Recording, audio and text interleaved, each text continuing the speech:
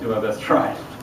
We're going to kick things off here with our CEO and President, Steve Hale. Steve's going to talk about Coach Paterno, and I think I notified everybody that we're bringing in two players.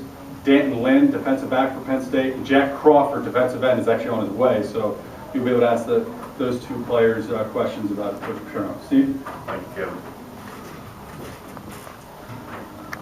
I want to reiterate what Kevin said and thank y'all for being here and the coverage. And we're an open book, so whatever you need, let us know. Feel free to ask anything. You know, we're all saddened, especially us here at the Senior Bowl, by the passing of Coach Joe Paterno. He's a gentleman, a great ambassador for college football, not just Penn State. Good friend of the Senior Bowl, too. It's always fun. I'm sure some of y'all had opportunities to sit around and listen to him tell stories. Yeah, a bunch of them. But for 46 years, he was the head coach at Penn State. In a world that we live in today, that's almost unheard of. Prior to that, 16 years as an assistant coach. His entire career was there at State College. Winningest coach in major college football. But a tremendous leader of men. I know you don't want to hear me talk about him. I think it would be more appropriate to have some people that he recruited, coached, mentored, developed, who were part of his program. So the first player I'd like to introduce to you is cornerback Lynn. Danton.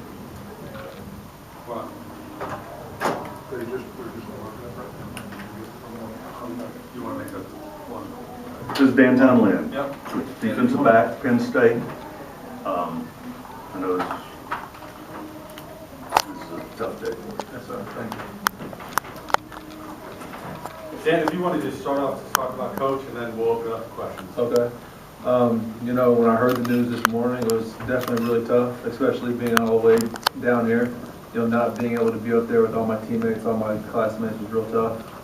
I'm from Texas, and I went all the way up to Penn State just because I knew that I would grow more as a football player and a man off the field under Coach Paterno than I would at any other school. And since I've been there, you know, he definitely didn't prove me wrong. The lessons that he taught me on and off the field are lessons that I will carry on for the rest of my life. And what he was able to do, not just for the football program, but for that school, I don't think any coach will ever be able to do again. Any questions for Dan? When did you hear about him as well? You know, I heard last night that he'd gotten real sick, and that there was rumors that he passed away last night. I wasn't sure.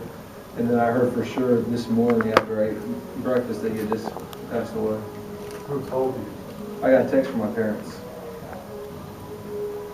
When was the last time you saw him? The last time I saw him was when he told us that he was going to retire.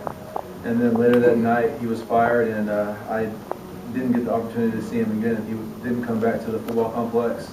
And then after that he got sick, and we were in the middle of football season and we just didn't get a chance to see him. Do you think all of this will pass, and that he'll go back to that standing of esteem that he had before all this began? I think it will. You know, no matter what people say, you know, you can't take away what he did for Penn State and college football. Like I said, I don't think there'll ever be a coach that'll ever have that impact again, and I definitely think that he'll be fine. What, as you said, growing up in Texas, obviously, you had some opportunities to stay close to home. What was it that what in your investigation of Penn State, or what did he present you that showed you that he was the kind of guy you needed or wanted? Just being at the school, being around the football players, and seeing the impact that he had on them off the football field is what impressed me the most. You know, all college football coaches, you know, they want you to succeed on the football field, but he almost cared about after college more. And that's something that I really liked, and that's one of the big reasons why I went to Penn State. Can you talk about the first time that you met Coach Paterno and what impressed your school? The first time I met Coach Paterno was when I went to the football camp, and I was real scared because, you know, I'd seen him on TV. To meet him in person was, you know, huge deal, and he was real laid back, real down to earth. He just cracked jokes. He's real easy to talk to. You say, what camp was it? It was the Penn State senior camp, going into my senior year of high school. So you went to State College? Yes, sir. What would you want people to know about Coach Paterno? How would you remember him, and what would you like people to remember, and how would you like for them to remember him? Just not only as a football coach, but just how he cared about all of us off the field so much. Not just the student athletes, just the students in general. If you go up to Penn State right now, the students are just as, turn up about it as the football players are. The impact he had on that school, which is great. And like I said, I don't think there'll ever be a coach that will be able to have impact, not just on a football team, but on a school like he did. Feeling that way about him, how difficult were the last couple of months or those weeks when all this first started? It was real tough, but we were in the middle of football season, so we had to, we had to be mature, and we had to stay focused on our football season and keep the team together. We couldn't let it become a distraction. Is there kind of forgotten by a lot of people and everything that happened by the guys in his staff that now most of them are out of the job, like Coach Bradley? Talk about as a guy who played for Tom Bradley, this must tear you up to see the fact that after all these years, he's got to leave Penn State. Yeah, no, it's real tough. He went to college there. He never left. He's been there his whole entire life. And it's just not fair that someone that's put that much time and effort into Penn State, just is gone. And, it's definitely, it saddens me, and it saddens me that, I can't be there right now, too. But have you had a chance to talk to any of your other teammates today? I've been busy all day. I've gotten text messages, and I've tried to text them back. As soon as I get some free time, I'm going to make some phone calls and see how everyone's doing. Anton, it seems to me that one of the things that I heard about over the years with Coach was the loyalty that he had to his players. A kid might come in as a 5-star recruit, a 3-star recruit, and maybe the first couple of years were tough, but as long as you played by his rules and you kept after it, you might be a star by your junior year, and that was okay. Did you see examples of that? Yeah, he treated everyone the exact same. If you came in and you were a 5-star recruit and you didn't go to class, you wouldn't play. Even if you were a 5th-year senior and you'd started and you were the star of the team, if you didn't go to class, if you didn't stay out of trouble, you wouldn't play. He had the same rules for everyone, no matter if you were a walk-on or if you were a 4-year starter. He treated everyone the exact same. All right, thanks, Dan. All right, thank you. Jack? Just in the way of introduction, next player. Oh, and y'all may not know this, but Anton's dad is the running back coach for the New York Jets. Defensive end, Penn State, Jack Crawford. Did Coach Johnson coach you? Was he your position coach, Larry? Y'all may remember the running back, Larry Johnson. His dad, longtime defensive line coach at Penn State, one of the real good coaches in the business, Jack Crawford.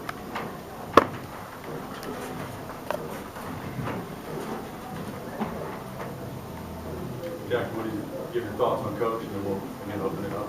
Yeah, it's sad, just like Dan was saying before, that I was hearing yesterday in the news, and maybe finding out through text messages, just from friends and stuff, that he was in real bad condition, and that he was calling his family in just for the last words and stuff.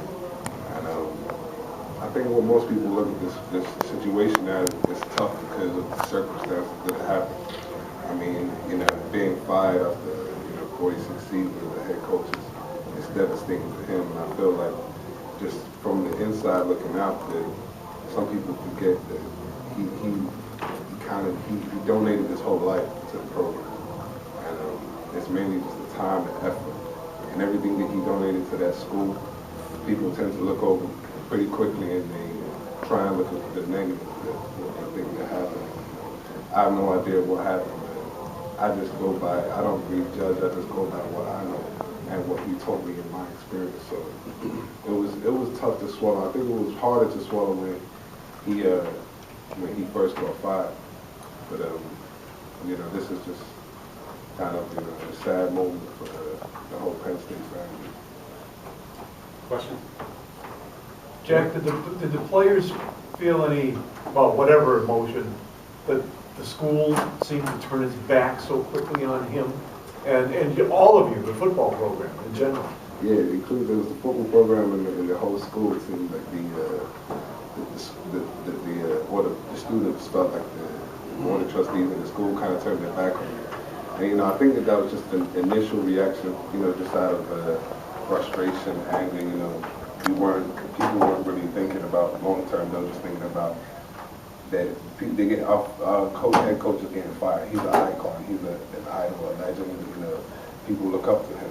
He's losing his job. You know, and it happened pretty quickly. I think that's what most of the frustration was. It was almost like an overnight thing. You know, we heard about him. There was talks about him getting fired, and the next day it happened.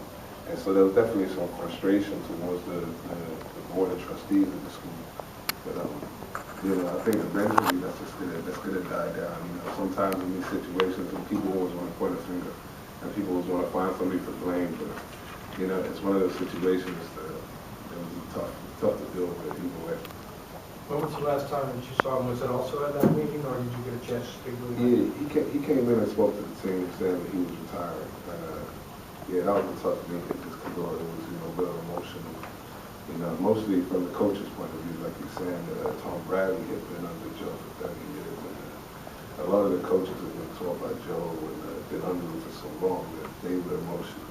And to see that, you know, it's kind of like we kind of losing control, like we didn't have an order for a second.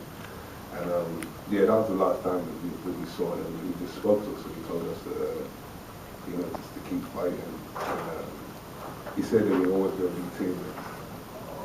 Can you talk about the first time we met Coach Paterno and your impressions?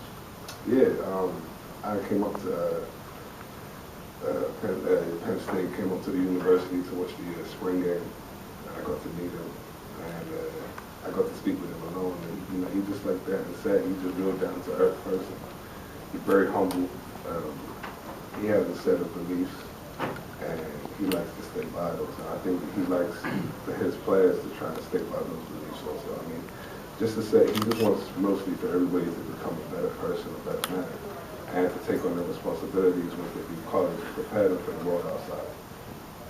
What do you feel some of the values from obviously learning from Coach Paterno that you're going to take with you for the rest of your life? I think one of the most important things that he told pretty much everybody in the team is that, you know, we have camp, you know, football practice every day, it gets tiring, but people like to complain, you know, eventually your body hurts, you know, you're mentally worn out, physically, everything's hurting, and he'll keep pushing you. He's the first person to get in your face and tell you to keep pushing. And you get mad, you get upset, you get frustrated. But then, you know, you realize that there's other people who are in forward situations. And just to be able to play football, you know, you're blessed. And he always reminded us of that every day. You know, I think that's going to stick with me.